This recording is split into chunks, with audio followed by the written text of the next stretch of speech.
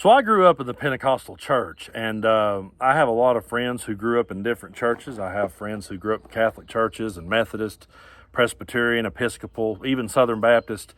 I can tell you this much, Pentecostal is completely different. It's a completely different kind of vibe when you're there. It's extreme high energy, for one thing. And I'll tell you this much, if I had one good thing to say about it, I will say that the music was always energetic. That was probably, if I had to say what my favorite part of it all was, that was it. The energy of the music was always really cool, and I did love a lot of the way they delivered some of the music. I'm not a gospel music fan at all. I don't want to ever hear it, but just an old Southern Pentecostal woman belting it, I will admit that I enjoyed that. But one thing that used to kind of creep me out back when I was a kid is they would have these healing services. And people who were sick would come and they would lay hands on them and pray. And a lot of times, you've probably saw clips of these things on social media, but they would lay hands on the person and the person would collapse plumb to the floor. And the preacher would be down over top of them praying, and they would start speaking in tongues. And you're a little kid sitting there trying to soak that in and explain it. And I was the kid that asked questions, and I was the kid that they said, don't ask questions. Don't question what you're seeing here. And I'm like, yeah, but this is pretty bizarre. I mean, this is pretty crazy. But the one thing that used to always really get under my skin, even as a child, I couldn't figure this part out. Someone would come in who had a severe, sometimes terminal illness, and the preacher would pray for them, but they would insinuate that somehow it was the person's fault for the lifestyle they lived. And the person would sit there with all this guilt on top of them.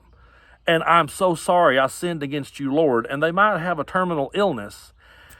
And I just used to say to myself, why are we making these people feel so guilty about this? Why? Like why make them feel so guilty? Now, if let's say the person's cancer went into remission, then the preacher would say, glory to God, God healed that person. If the person died, the preacher would say it was God's will.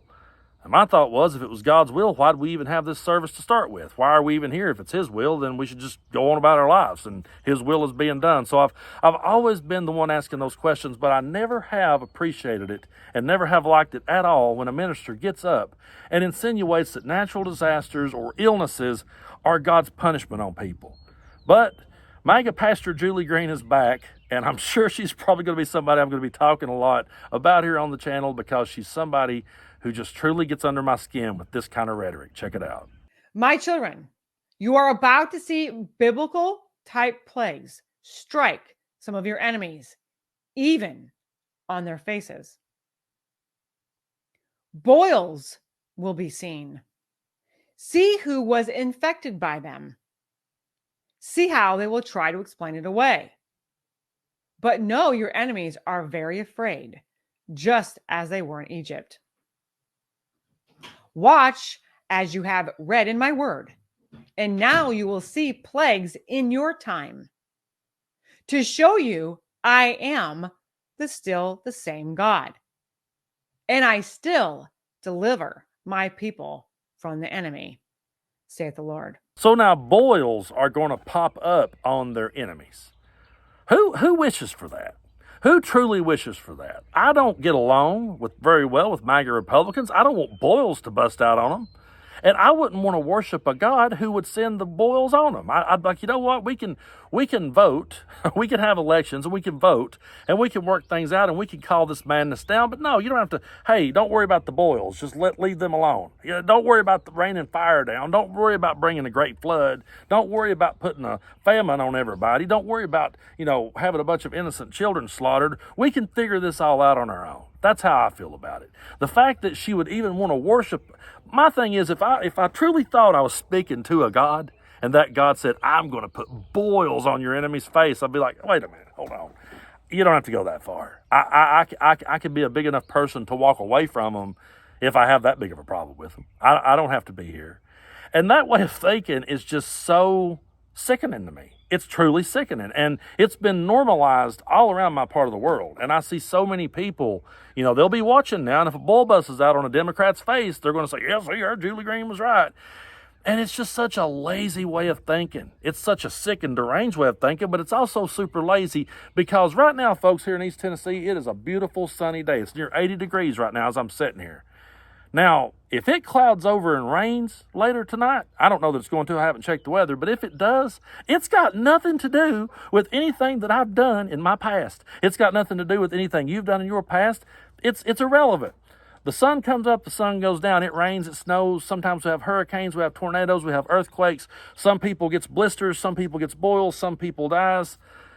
That's just life. Life just happens, and you can assign anything to whatever happens.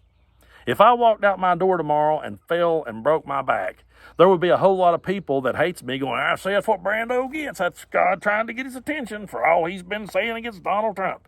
Meanwhile, I've got 160-some thousand people on here that would be saying, get well, Brando, we're pulling for you. God had nothing to do with either of it.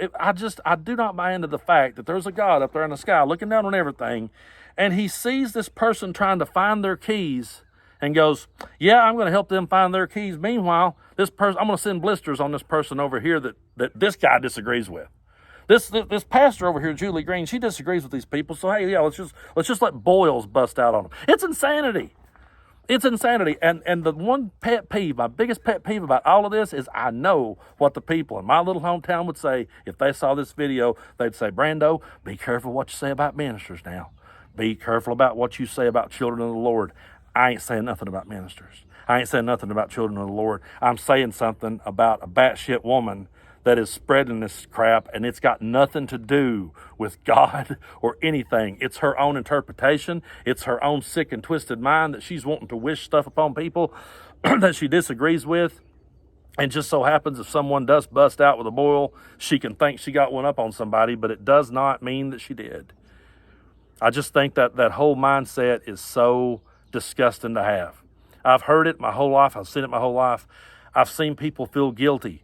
And I've tried to be the guy that sit there and went, listen, nothing you did in your life caused this. That's not what it was. I mean, sometimes, yeah, you can bring certain things on yourself. Don't get me wrong. You can take drugs or alcohol or cigarettes. Yeah, you can put yourself in some corners. But like when you're struck with an unfortunate tragedy, I'm not going to be the guy sitting there telling you that my God did it. I think that's heartless as can be. You know, there are good things that happens to good people.